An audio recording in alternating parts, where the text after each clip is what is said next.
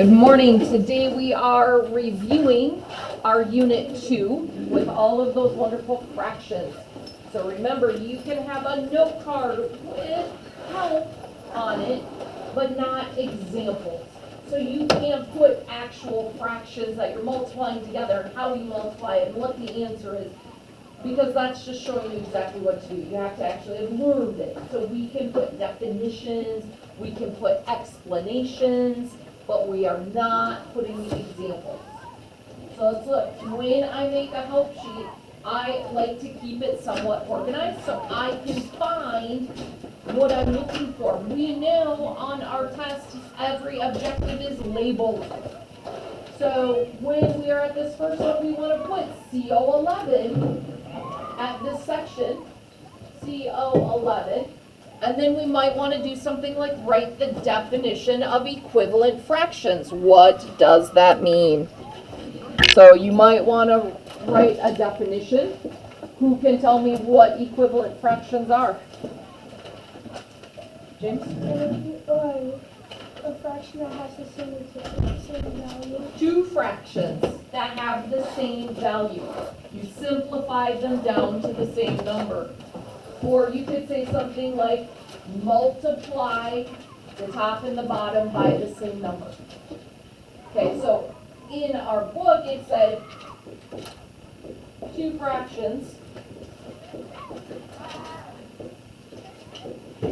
with the same value. Some of us might say, well, I have it written down, but it doesn't really help me know what to do for this objective.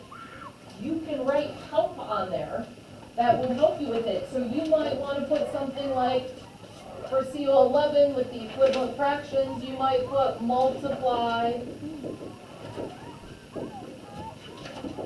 the top and bottom by the same number. Remember, we learned that that is called that scale factor, right? We're multiplying the top and the bottom by the same thing. So instead of just saying, well, they're equivalent, they have the same value, if that's not helping you know what to do, put something on there that is helpful, okay? Multiply the top and bottom by the same number. That is a good help that you can put on there. Your hand up or you start? Okay. So remember what it looks like to do equivalent fractions. So if there was 2/3, what would be an equivalent fraction to 2/3? Who can give me an example? Real quick, what's the number we could multiply 2/3 by? Natalie? 2. So it would be 4/6. Right? That's an equivalent fraction. Multiplying by 10, that's an easy one. 2/3 becomes 20 over 30. Super easy. As long as you multiply the top and the bottom by the same number.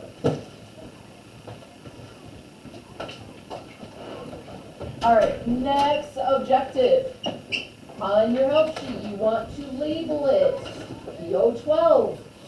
So you know when you're at that section of the test, you know where to look on your help sheet. So PO12 is I can write a fraction in its simplest form. What might we want to put on the help sheet for that? We know we're going to put PO12. What should we put that would help us? There's not a definition here. There's not a formula to write. What could I put, Emma?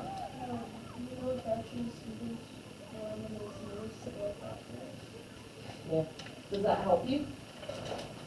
A lot of big words in there. It sort of helps.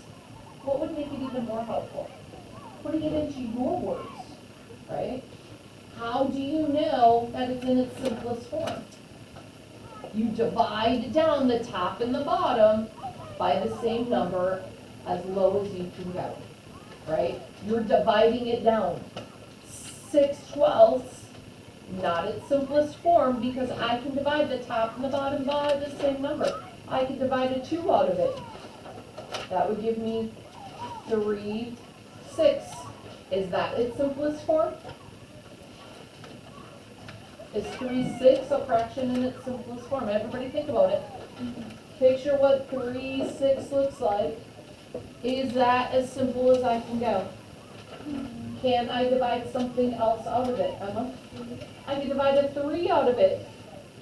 But we have to be able to divide the top and bottom by the same number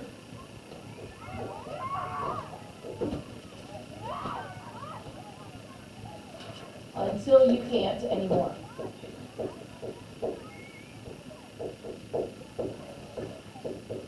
So you're going to keep dividing until you can't.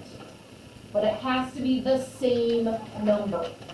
Dividing the top and the bottom by the same number as many times as you can. Does that make sense? That's a little bit more helpful than saying, well, dividing it by the same scale factor. What does that mean? What is it that I have to do? You can put it in your words that make sense to you. It doesn't have to be what I write on the board. It's what's going to help you.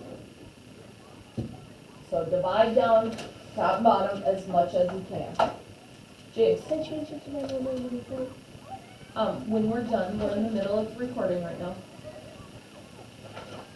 Okay, let's look at objective 13. CO 13. I would put definitions. I always put definitions on my help sheets.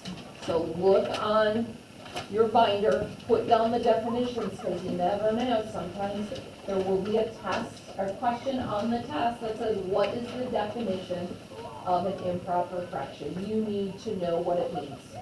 So put down those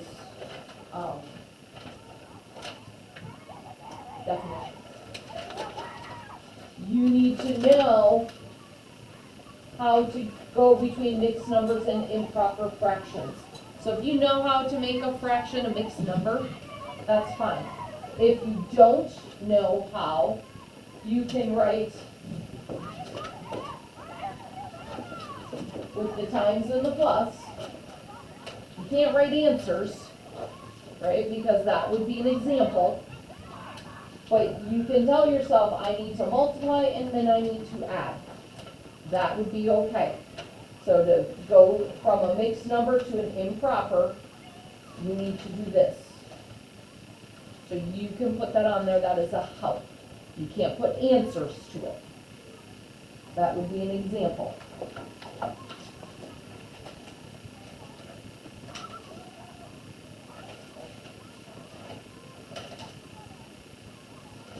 Any questions on CO 13? Okay, so let's look at 14. I can locate a fraction on a number line and know its value relative to 0 or a half. Is this the one that had? So, big thing to remember about this one.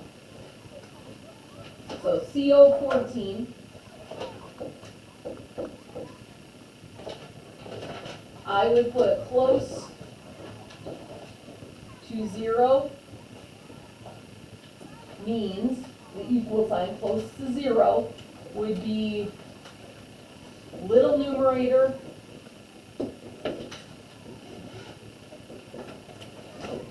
big denominator. And if you don't want to use numerator and denominator, you can say little top, or big bottom. Okay? The number on top is going to be small, the number on bottom is going to be big. We know it's close to 0.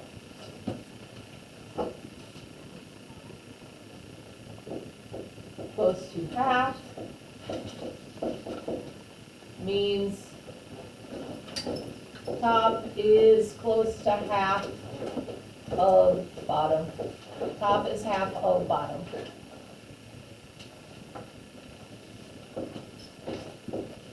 close to 1 means top is close to bottom numbers. Does that make sense? If it's close to 0, that fraction's gonna have a really small numerator, really big denominator. If it's close to half, well, that numerator is gonna be close to half of the denominator. And if it's close to 1, that numerator is gonna be a number that's very close to the denominator.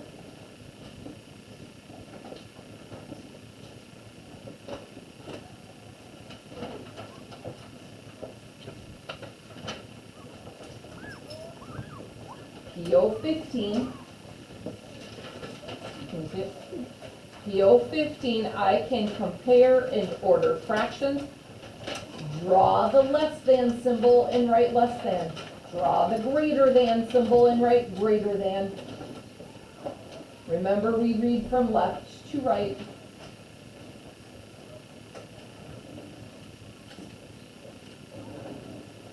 Just using what we learned in this CO 14 objective, and we're just doing another step with it.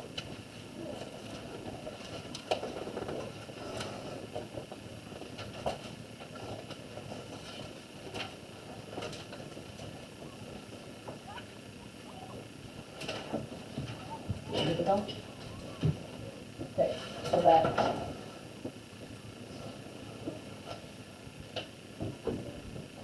for the 15, you want to actually write the symbol, so we'd write PO 15, the symbol less than, and the symbol greater than. Actually write it up.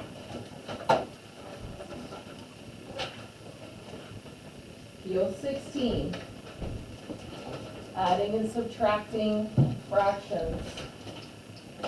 We need to know our steps.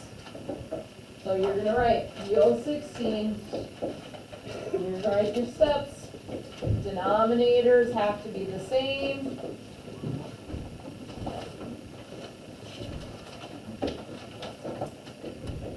If you are one of my friends that puts the denominator the same and we always forget to multiply the numerator by the same number, give yourself a note. Okay, if you say denominators have to be the same, what you do to the bottom, you do to the top, write it on there if you need that extra reminder. Whatever you do to the bottom, you do to the top. It's totally fine to put that on there. Then the denominators stay the same.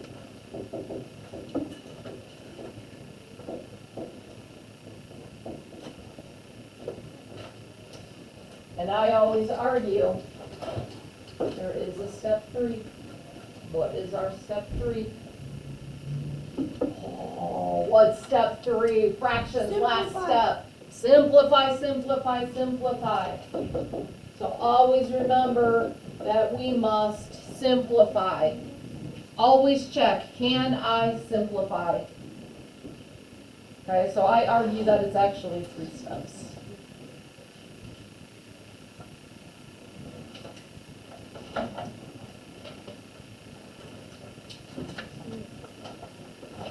PO 17,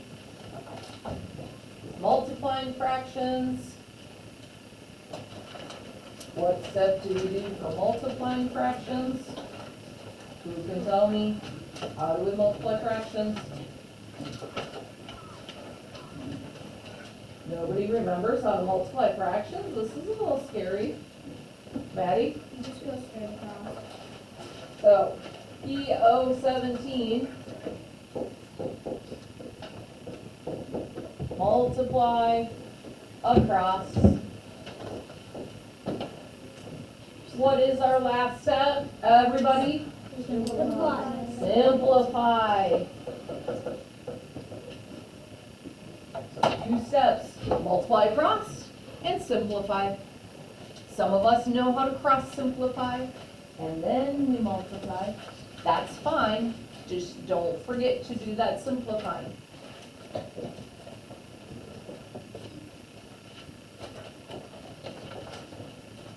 Okay?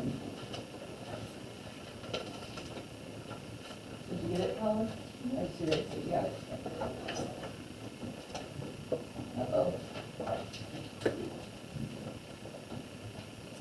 Why is it all of a sudden not working? Of course. PO 18, multiplying fractions by the whole numbers.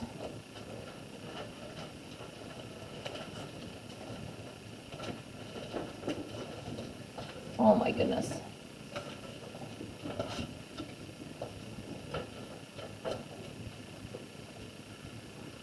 Yeah, I don't know what's going on. So, multiplying fractions by whole numbers, PO 18. Remember our little trick. So for PO 18, if we had numerator over denominator times that whole number, that equals the same thing as that whole number divided by the denominator times that numerator. So remember that fraction bar means divide. So you take the whole number, you divide out the denominator, and then you multiply by that numerator.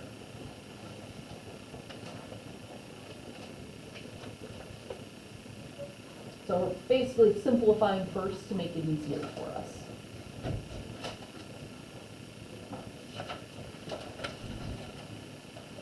Okay, our last one, PO 19, dividing fractions.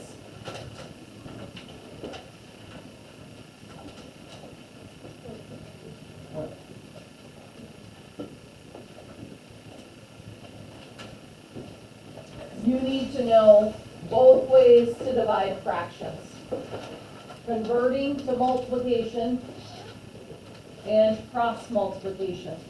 So convert to multiplication, and you say flip, divide, multiply, flip, second fraction to its reciprocal, so you flip the second fraction, multiply across, and simplify. So 4 steps for converting to multiplication. You flip the divide to multiply, you flip the second fraction, you multiply across, and you simplify. For cross multiplication,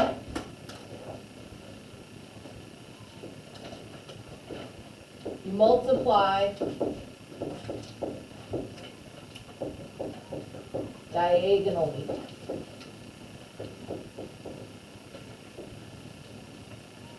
And then you simplify.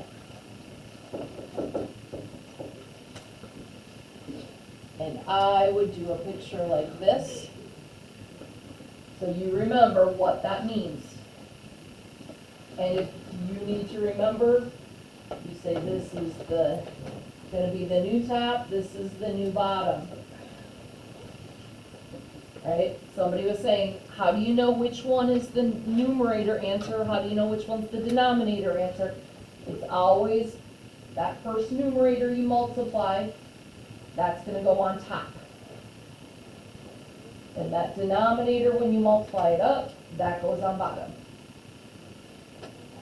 Okay? That makes sense? Any questions on this unit? So, what I want you to do right now is make sure your name's on your help sheet. Every year I find help sheets on the ground and then we don't know whose it is. And people lose it and it comes time for the test and they go, I can't find my help sheet. Put your name on your help sheet, first thing. Then you're going to put it in your file folder. I love Natalie's already using it in her file folder so she doesn't lose it. Because I always have people that go, oh, I forgot where I put it. Put it right into your math section of the file folder so we don't lose it. If you put it just in your math binder, sometimes it falls out of that pocket. If you put it in your supply little pouch, sometimes it gets wrecked, sometimes it falls out when we're using that pouch throughout the day. Protect your help sheet. If you are watching this at home, I hope you are well. Please see me if you have any questions. Remember, I am after school today and tomorrow until 3 o'clock for anybody who wants extra help reviewing anything, especially tomorrow after we do the practice test. If we go, oh, there were some objectives that I thought I knew and I kind of bombed them, you might want to check with mom and dad. Can I maybe stay after on Thursday just in case? If you are watching this at home, I hope you are well, and I hope to see you soon. Have a wonderful day.